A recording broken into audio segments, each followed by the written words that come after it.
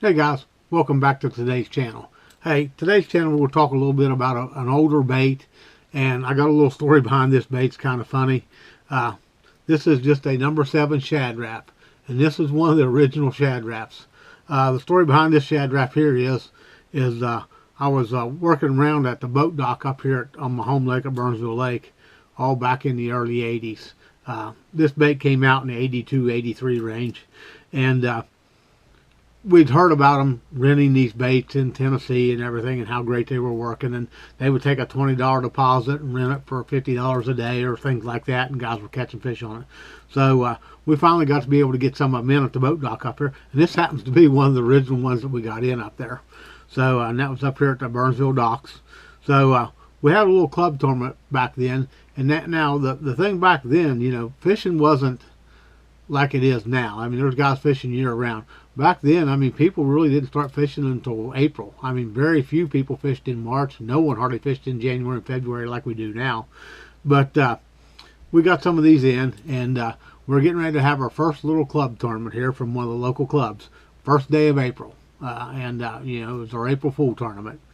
And water temperature was probably then in the 47 to 51 degree range, depending on where you was out on the lake. And I had a little road bed up the lake that I like to fish, so I ran up there as fast as I could run.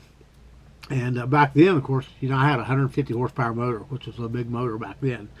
Most of the guys were running stuff 40s, 60s, and 85s, and some 115s, but you know, there's a few of us had 150, so I ran up the lake and started on that little road bed there. I threw out the first fish I caught was on my second cast, was like a 4.5 pounder. I made about 3 more casts after that and caught about a 2 pounder, and then I made a couple more casts and caught another 3 pounder. Well, when I was netting my 3 pound one of the other boys pulled in across the lake from me and watched me catch it, and it was kind of unique because, you know, he was running a 40 horsepower motor, and of course with my bigger motor I got there, you know, faster than he did, and I already had 3 fish in the boat.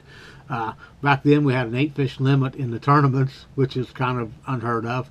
I only had six fish in the event, but I ended up winning the event anyway. But these baits are a great cold water bait.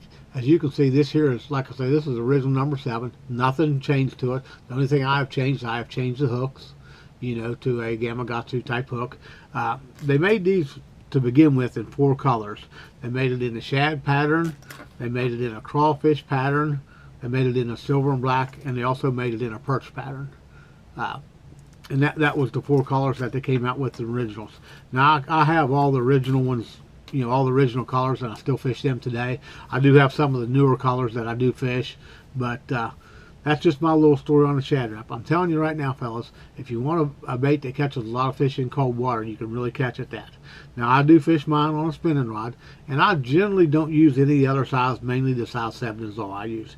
I fish it on a spinning rod, medium action, you know, something like a 3500 series reel or 3000 series reel, 8-pound fluorocarbon line.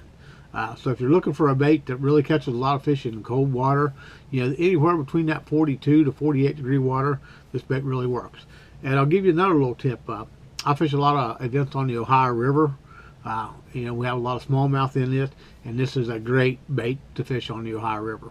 So until next time, guys, hope you enjoyed the video. Just a little story I thought I'd share while I'm going through a lot of baits. I go through a lot of baits this time of year and see if I need to put new hooks on them or change anything or check anything on them. But anyway, just a little fun story, and hope you all liked the video. Thank you all very much for watching.